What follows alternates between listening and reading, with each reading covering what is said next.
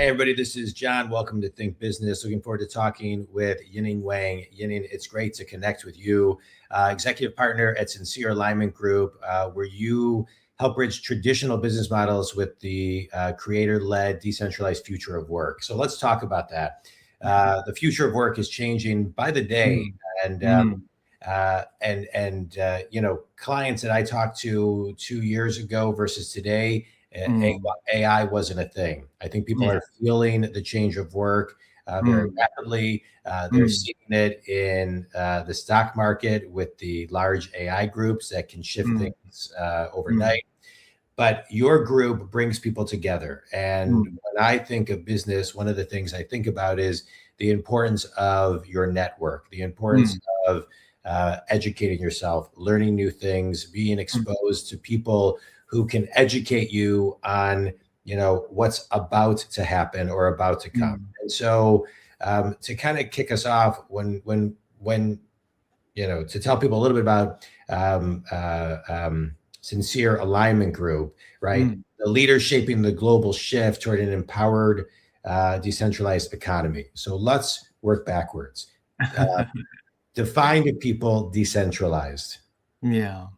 So just as you said, John, we're in the midst of a big shift right now, both technologically, but also I think societally right now, what we're seeing. And for me, I've always been, Asian, but grew up in Sweden and then back to Asia.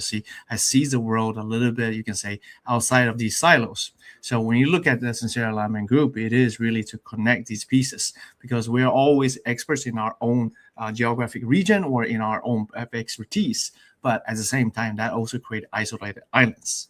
So what we try to do is to really merge and bring all these disciplines together under one roof to really understand what's going on from an objective point of view across disciplinary and across geographies to really see, where the world is heading, especially in times like this when the change of technology and new social media channels is changing so rapidly.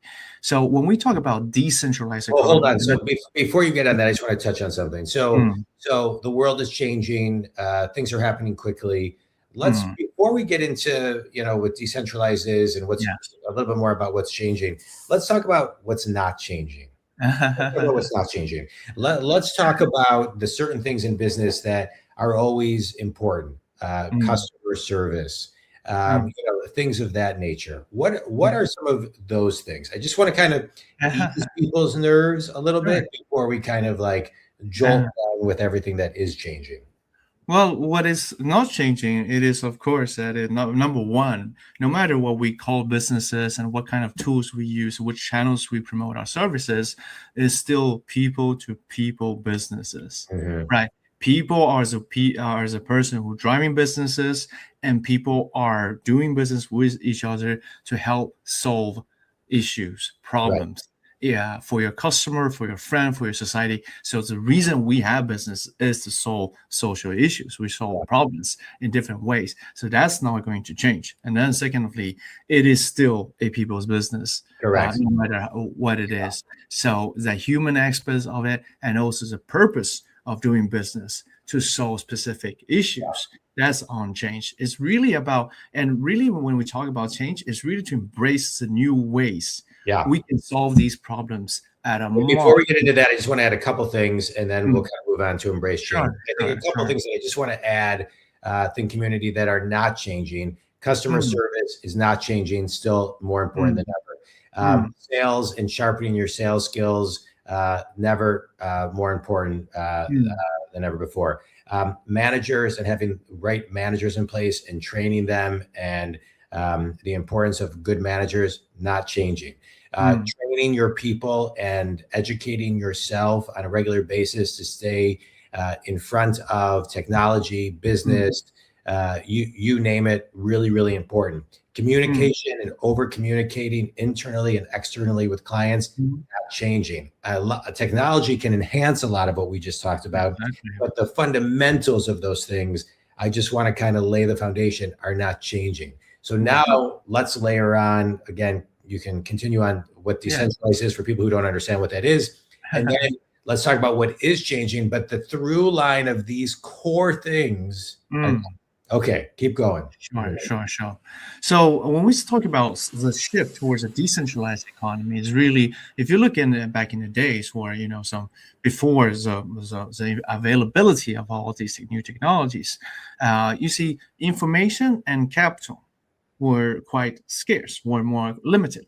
Right. So in order for you to get the best insights around business or into finance or into technology, you had to go to the best institutions because that information was not as widely, out there as today it is on YouTube's and on all the different various platforms and also through AI. Right. So the information was more scarce and also capital was more scarce, which meant that, the entire society was more of a pyramid. It still is, right? It's still of a pyramid, but the access to knowledge, the access to experience, the access to capital today has changed dramatically. Yeah. In addition to this, what I also seen has changed is the cost of capital to start a business today compared to the cost of capital to start a business for, say, just 5 years ago. Right. It's that dynamics have shifted so much, which means a decentralized economy means that there is going to be a flora of opportunities for new generation of entrepreneurs to build businesses and solve problems at a much higher clip than before. And also at the same time, the cost of starting those businesses and the size of those organizations is going to minimize. It's gone significantly down. Yeah. Exactly. I was talking to somebody the other day who was telling me that a year or so ago, they needed a database built, and the programmer, they couldn't figure out exactly how to do it, but it was going to be about $50,000. They decided to hold off, and then they did it themselves on a $20 chat and a $20 Claude account. A year or so later. So the cost is significantly right. But rewind with me for a minute, because the access to knowledge, I agree with you, has never been more plentiful. We can get so much knowledge at our fingertips. I do think also something that may not be changing is people's proactiveness and to execute and actually spend time every single day, taking time to actually learn, right? And saying to themselves, the community, I'm going to spend 5 minutes every day accessing, not just accessing the knowledge, but actually watching it, reading it, studying it, taking notes, and trying to figure out how to then implement it into my day. It still does require, I think, the human being to actually be proactive and execute, execute on taking action to actually commit to the learning process of it. So I just want to kind of lay that out there, because as scary as some of this stuff is, if we are proactive, we can feel like we're a little bit more in control of it. Of course. And I will say, in this age, it is really not about the how to do things. That's not the question anymore. The question is why, right? Why? So, and that is back to your proactiveness, the curiosity, the mindset, the grind, right? We've all been entrepreneurs before. We know what kind of grind is. Why am I doing it? The why is the question. The how is not the question anymore. As long as you know your why are you doing this? Why is this relevant? Why is this important for you? What is your mission? What is your purpose? Why is this particular mission important for you? When you answer those big questions for yourself, that is, when you have solved actually the biggest problem, because that will propel you to become an entrepreneur, hopefully. Well, and also, if you're really taking time to intrinsically connect to your why, your mission, everything that you just shared, then you're intrinsically in alignment with the rhythm of your own life. Hence your name, Sincere Alignment Group. Exactly. Yeah. That's right. That's right. Now I brought that back to your group. So I want to talk about that, right? So that group, the power of, I agree with you. Everybody has access to knowledge. There is a plus to going to the Ivy League schools and those surroundings, because you're surrounded by just a different type of network. That's true.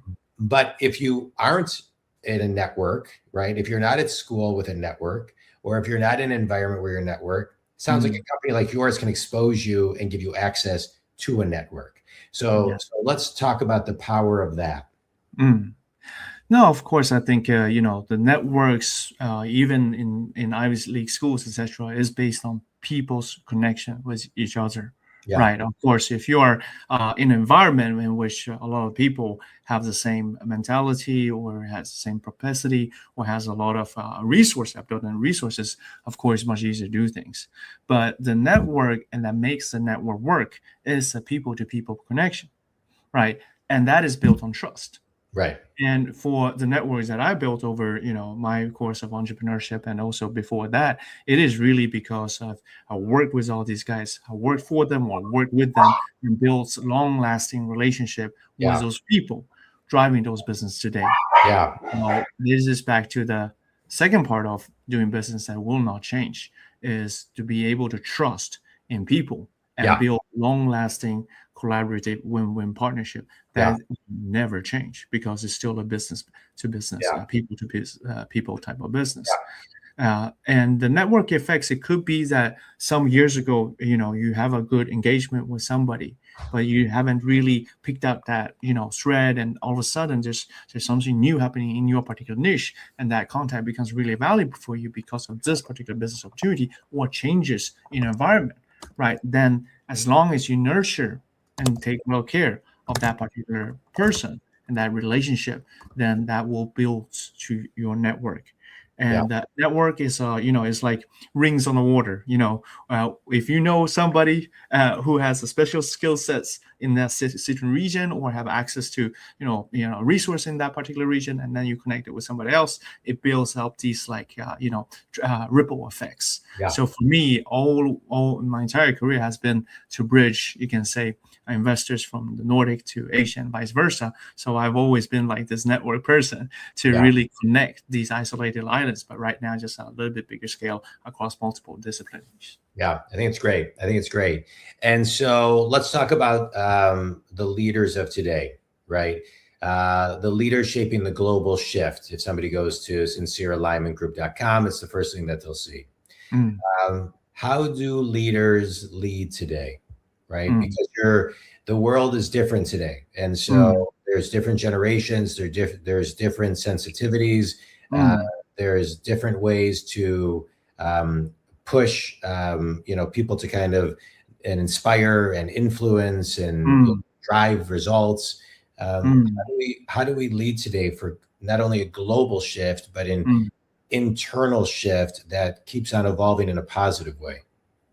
Yeah, it's I think right now, to be honest, it's quite challenging, and because my network consists of both, very big multinationals and also emerging, you can say, companies that are really good in certain niches. So I see quite a big of a flora of different types of leaders. But number one, the thing here is because of we're going through a quite special time, which also has a lot of opportunities and also some stress. It's really important that you have to, as a leader, we're talking about the leader here, you really need to lead in today's world and going forward with authenticity, right? It doesn't really, and if you are in a board or a big investor or a big owner, you still need to ripple through your authenticity into what you believe is right for that particular business, what that business is supposed to do going forward to be able to lead the people behind it. If you are sitting in the CEO position right now, you really need to also be very clear around what your mission is, why you're there, why you are in that particular position, and what you want to accomplish for this, for society or for the stakeholders, the key stakeholders you have, which are mainly your customers, right? That what you really want to do, what you want to impact. And then based on that, you can say authentic leadership drive, which is also aligned to your why. Then you think about transformation, right? You have to transform. You cannot sit in a business, no matter what size it is, and just watch what's going on in this world. When it comes to new media channels, to new distribution channels, and then also all the shift to going AI. You have to be proactively drive your company towards digital transformation, AI adoption, and also adopting new media to be able to capitalize on the power of creating your own channel and reaching a much broader group of users and target audience that Yeah. you probably couldn't get because media and PR and those was much more consolidated into traditional media. Yeah. So you really need to work on being authentic and drive transformation internally to be Yeah. able to achieve your goal. But it has to start with the leaders. The leader Yeah. needs to be what the leader wants to do. And I think, why does yeah, it. I agree. And I think part of being authentic is getting to know your people better. Walking and talking management, more companies we're seeing have people come back into the office or, more of a hybrid type of thing. But I think even those people who are hybrid, they need to take the extra moments to talk to people, get to know their people a little bit better, connect. And, it's a people business. People leave managers, typically not companies. And I believe that to be true most of the time. So, authentic needs to be real to each and every person. So I think that's great. All right. So quick speed round. What's a book that's made a big impact on you? For me, well, it's quite some. But if you want to say one that really pushed me a little bit, but this is quite some time ago, like maybe 10 years ago. I love the book with Viktor Frankl. I mean, I think a lot of people have read. I was talking about that book yesterday, Man's Search. Oh, really? Yeah, Man's Search for Meaning. Yeah. Search for Meaning. Yeah, that book is a great book, intense book, a very difficult book. Yes. Viktor Frankl had to really change his mindset in the Holocaust, survive the Holocaust. Exactly. What's best piece of wisdom you've ever received? Best certainty beyond logic. I like that. Finish this sentence. One thing everybody needs to do to keep themselves educated and ahead of, real time on any topic that is affecting their business on a day-to-day basis is? For me, is to have inner clarity. Yeah. Have inner clarity, which means to distill all the noise, and truly try to, work on why am I doing things? Is it because of doubt, because of fears, or because, the ego or something like that? You need to distill all of that, remove all of that to find the authenticity. Yeah. The real why, the real reason why I do that.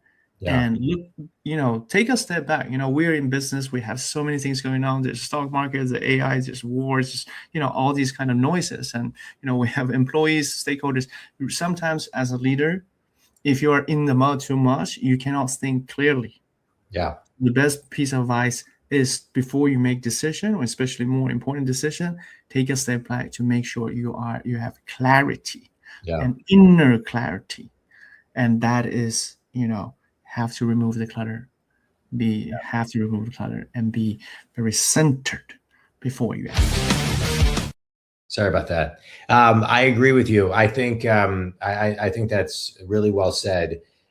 Inner clarity. One of the things I talk about is between execution, you want to have stillness and reflection.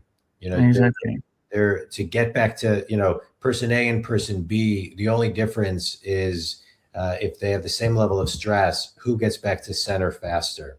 And pausing and breathing and taking time to recalibrate throughout the day, time blocking those 1 minute recalibration times, exactly.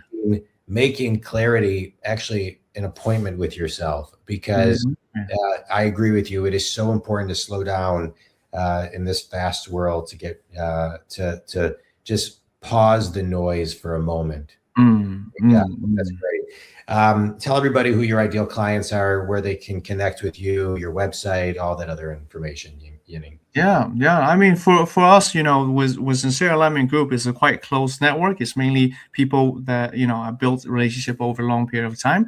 But we definitely have a lot of exciting projects that we will launch moving ahead, and also some tools that we will actually make public going ahead here in 2026. I'm super excited about that. Something we've been developing over a couple of years now as well. But to connect with me is the best way. is actually through my Instagram handle. It's the absolute best way because there I will share about much more about what I'm doing, and also just links to all my home pages. So it's Yining_Swede Instagram. So it's YINING_Swede SWEDE. That's the best way to connect. And glad to have any comments and all the links to the things I'm doing is under that link. Well, where are you calling in from today? I can't remember. I'm calling in from Hong Kong, actually. Well, thanks. What time is it there right now? I think it's like close to, is it midnight? It's a little bit past midnight. It's one. Oh, well, I appreciate you staying up to be on this podcast. Yeah, no worries. Yeah, I do a lot of things with the U.S., so I'm used to it. So you look very wide awake. So you must, Well, I appreciate it, Yining. This was great. Just to kind of clarify a couple things and points that you made, which is the importance of being authentic, the importance of leadership today, knowing your why, and inner clarity. I think those are really, really important points that are through lines and kind of bring us back to some of the things that have never changed and will probably not continue to never change about business, right? We need to always be authentic. There's more of a, what's the word I'm looking for? Magnifying glass on it today.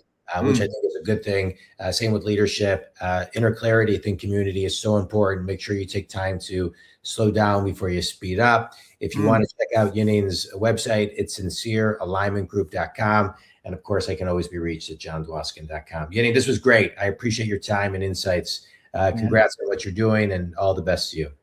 Thanks so much for having me on. So great opportunity. Thanks so much.